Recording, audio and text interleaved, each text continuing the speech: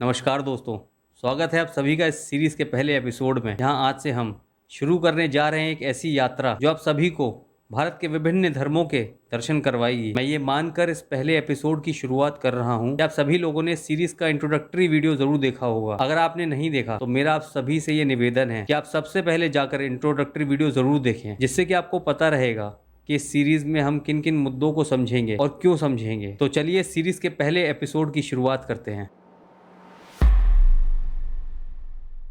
दोस्तों, हिंदू धर्म को विश्व का सबसे प्राचीन धर्म माना जाता है। हिस्टोरिकल फैक्ट्स ऐसा बताते हैं कि भारत की सबसे प्राचीन सभ्यता सिंधु घाटी की सभ्यता में रहने वाले लोगों को हिंदू कहा जाता था, क्योंकि वो सभी लोग उस एरिया से बिलोंग करते थे जहां हिमालय पर्वत से सिंधु रिवर का ओरिजिनेशन हुआ था, जो वहां रहने वाले हिंदुओं की आजीविका का एक बहुत ही महत्वपूर्ण भाग बन चुका था। हालांकि इस धर्म का मूल नाम सनातन धर्म माना जाता है। दोस्तों, धार्मिक मान्यताओं के अनुसार सनातन धर्म की उत्पत्ति हम इंसानों की उत्पत्ति से बहुत पहले हो चुकी थी, लेकिन कई विद्वानों का ऐसा मानना है कि इस धर्म की शुरुआत स्वयंभू मनु, जो सनातन धर्म के अकॉर्डिंग मनु संस्कार के प्रथम योग पुरुष थे, उनके जीवन काल में सनातन धर्म का जन्म हुआ था। क्योंकि हम कहानियों को ना मानते हुए हिस्टोरिकल फैक्ट्स पर बात कर रहे हैं, तो हम ये कंसिडर करेंगे कि सिंधु घाटी की सभ्यता से ही सनातन धर्म की शुरुआत होती है। दोस्तों, जब भी आप किसी धर्म या मजहब के बारे में सुनते होंगे तो आपने ये चीज जरूर नोटिस की होगी कि उस धर्म या मजहब का कोई ना कोई ग्रंथ होता है जो उस धर्म को नींव प्रदान करता है, जो उस धर्म का आधार बनता है। उसी प्रकार सनातन धर्म के पवित्र ग्रंथों के दो भाग हैं, श्रुति और स्मृति। श्रुति के अंतर्गत वेद आते हैं और स्मृति के अंतर्गत पुराण, महाभारत, रामायण और कई स्मृतियां आती हैं। दोस्तों, आप इस बात को नोट कीजिएगा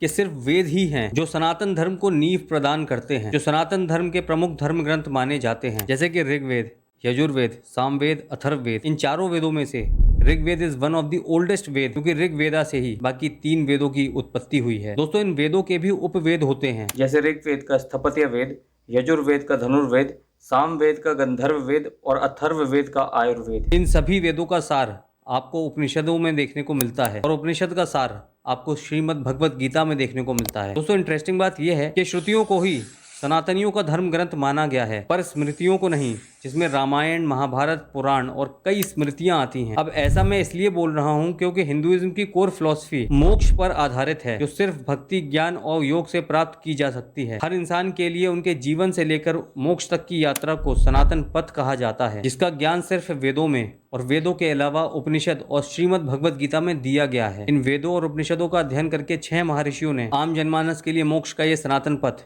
आसान बना दिया। दोस्तों, सनातन धर्म के according there are 6 schools of philosophy. 6 महर्षियों ने वेदों और उपनिषदों का अध्ययन करके 6 अलग अलग दार्शनिक ग्रंथों का निर्माण किया है, जिसमें पहला है न्याय सूत्र, जो महर्षि अच्छपद गौतम द्वारा कंपोज किया गया है। इस न्याय सूत्र में आपको किसी भी प्रकार के वैदिक रिचुअल्स का जिक्र देखने को नहीं मिलता, बल्कि ज्ञान और तर्क की महत्ता देखने को मिलती है। यह न्याय सूत्र असल में न्याय ट्रेडिशन को जन्म देता है, जिसका बेसिक फाउंडेशन वैलिडिटी और ट्रूथ पर आधारित है। दूसरा दार्शनिक ग्रंथ है वैशेषिका, जिसको महर्षि कन्नाद द्वारा कंपोज किया गया। इस वैशेषिका सूत्र का मुख्य लक्ष्य यही है कि ये सूत्र ऐसे सिस्टम ऑफ प्रिंसिपल्स को स्टैब्लिश करना चाहता है जो लोगों की जिंदगी को और बेहतर बना सके, जिससे आम जनमानस मोक्ष की तरफ आसानी से बढ़ सके। दोस्तों, ये वैशेषिका सूत्र जनरली नेचुरलिज्म की बात करता है, जिसके अकॉर्डिंग ये पूरा ब्रह्मांड एटम या परमाणु से बना हुआ है और ये एटम्स की डिफरेंट स्पीड और उनके डिफरेंट कॉम्बिनेशन और डिवीजन के कारण ही हमारा ये फिजिकल वर्ल्ड एग्जिस्टेंस में आया है। दोस्तों, सनातन धर्म का तीसरा दार्शनिक ग्रंथ है मीमांसा, जिसको महर्षि जामनी द्वारा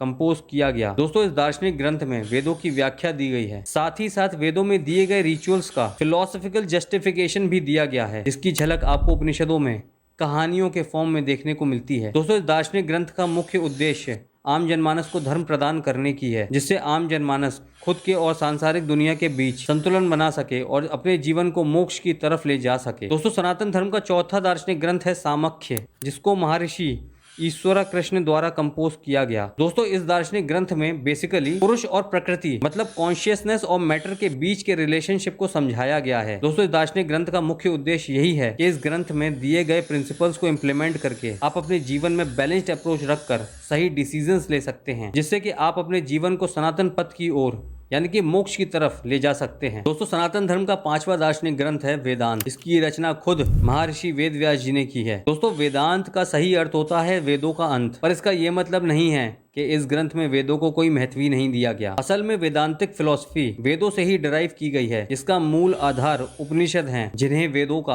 आखिरी खंड माना जाता है। वेदांतिक फिलॉसफी के अनुसार सच्चित आनंद ब्रह्म हम सभी का अंतिम और अविनाशी सत्य है और मोक्ष या मुक्ति का सच्चा उद्देश्य ब्रह्म की प्राप्ति है। दोस्तों, इस वेदांतिक फिलॉसफी में हमारे कई सारे मूलभूत प्रश्नों के उत्तर दिए गए हैं, जैसे कि लाइफ एग्जिस्ट क्यों करती है, लाइफ का मेन गोल क्या है, रियलिटी क्या है, क्या रियलिटी वो है जो हम अपने सेंसेस द्वारा महसूस करते हैं या फिर ये सब एक मिथ्या है, क्या जीवन के बाहर भी कुछ है। ऐसे ही ब्रेन को टिंगल कर देने वाले सवालों के जवाब हमें वेदांतिक फिलॉसफी में देखने को मिलते हैं। दोस्तों, सनातन धर्म के 6 दार्शनिक ग्रंथों में सबसे आखिरी दार्शनिक ग्रंथ है योग सूत्र, जिसका निर्माण महर्षि पतंजलि द्वारा किया गया। दोस्तों, योग सूत्र सामख्य फिलॉसफी का ही एक पार्ट है। जैसे कि सामख्य फिलॉसफी में कॉन्शियसनेस और मैटर के बीच के रिलेशनशिप को समझाया गया था, उसी प्रकार पतंजलि के योग सूत्र में भी इस कॉन्शियसनेस और मैटर के बीच के रिलेशनशिप को समझाया गया है। लेकिन इन दोनों दार्शनिक ग्रंथों में एक मेजर डिफरेंस है। सामख्य फिलॉसफी बेसिकली कॉन्शियसनेस और मैटर के बीच के हार्मोनिक रिलेशनशिप से जिंदगी को मोक्ष की तरफ ले जाना सिखाती है। वहीं दूसरी तरफ पतंजलि का योग सूत्र हमारे कॉन्शियसनेस को हमारी बॉडी से अलग करके हमें मोक्ष की प्राप्ति का मार्ग दिखाता है। दोस्तों, प्राचीन काल के 6 महर्षियों द्वारा दिए गए ये 6 दार्शनिक ग्रंथ जो वेदों पर आधारित हैं, सनातन धर्म की नींव माने जाते हैं। लेकिन दोस्तों, आज के समय में महर्षियों द्वारा दिया हुआ ये ज्ञान विलुप्त होता जा रहा है। अब इस विलुप्ति का कारण ये माना जाता है कि सदियों से कुछ शक्तिशाली लोगों ने धर्म का दुरुपयोग करके समाज के लोगों में पक्षपात की स्थिति पैदा की, जिसके परिणाम स्वरूप सनातन धर्म में कई सारी कुरीतियों का जन्म हुआ, जैसे child marriage, sati system, domination of Brahmins and most importantly caste system and untouchability. दोस्तों, समाज में ऐसी कुरीतियों को हटाने के लिए समाज में सुधार लाने का सबसे बड़ा श्रेय जाता है राजा राम मोहन रॉय को, जिन्होंने खुद से ही कुछ मूलभूत प्रश्नों के उत्तर पूछे कि सनातन धर्म में एक्चुअली में प्रॉब्लम क्या है, क्यों इस धर्म के लोग खुद के परिजनों से ही भेदभाव करते हैं, क्यों सती सिस्टम और चाइल्ड मैरिज जैसी प्रैक्टिसेस को फॉलो किया जाता है जो औरतों और बच्चों का शोषण करती हैं। मोहन रॉय को इन सब सवालों का जवाब मिलता है महर्षि वेद व्यास द्वारा लिखे गए दार्शनिक ग्रंथ वेदांत में। दोस्तों, वेदांत फिलॉसफी की टीचिंग्स को फॉलो करते हुए मोहन रॉय ने 1928 में शुरुआत की ब्रह्म समाज की, जहाँ उन्होंने सती सिस्टम जैसी कुप्रथा को खत्म करने की बात की। केशव चंद्र सेन, जो इस ब्रह्म समाज के ही एक सदस्य थे, उन्होंने चाइल्ड मैरिज, पॉलीगैमी और कास्ट सिस्टम जैसी कुप्रथा का खंडन किया और आम जनमानस को ये अवेयर किया कि ये कुप्रथाएं उनके समाज को खोखला बना देंगी। स्वामी विवेकानंद जी ने दुनिया के लोगों को ये संदेश दिया कि मनुष्य की सेवा ही ईश्वर की सेवा है। दोस्तों, इन सभी पुण्यात्माओं ने उस वक्त की स्थिति को देखते हुए वेदांत के ज्ञान को समाज में प्रैक्टिकली अप्लाई किया। उसी प्रकार अगर आपके पास भी थोड़ा समय हो तो आप भी उन 6 दार्शनिक ग्रंथों को समझकर अपने जीवन की हर प्रॉब्लम को सॉल्व कर सकते हैं। और हाँ, उन्हीं ग्रंथों को अपने जीवन शैली में ढालकर आप सही मायनों में सनातन पथ पर चल सकते हैं। दोस्तों, इस पूरे वीडियो को देखने के बाद मैं आपसे एक क्वेश्चन पूछना चाहता हूँ, खासकर उन लोगों से जो सनातन धर्म में नहीं मानते। क्या आपको कहीं पर भी ऐसा लगा कि सनातन धर्म के 6 दार्शनिक ग्रंथ में कोई लॉजिकल बात ना की गई हो, या फिर कहीं ऐसा लगा कि सनातन धर्म दूसरों से नफरत करना सिखाता हो? अगर आपको कहीं पर भी ऐसा लगा तो कमेंट बॉक्स में जरूर लिखिएगा। कुछ भी नया सीखने को मिला तो वीडियो को लाइक और शेयर जरूर कीजिएगा, और हाँ, चैनल को सब्सक्राइब जरूर कर लीजिए, जिससे कि मैं आप सभी के साथ कनेक्टेड रहूं। दोस्तों, इस सीरीज का दूसरा एपिसोड जल्द ही आएगा। इस वीडियो को पूरा देखने के लिए आप सभी लोगों का धन्यवाद।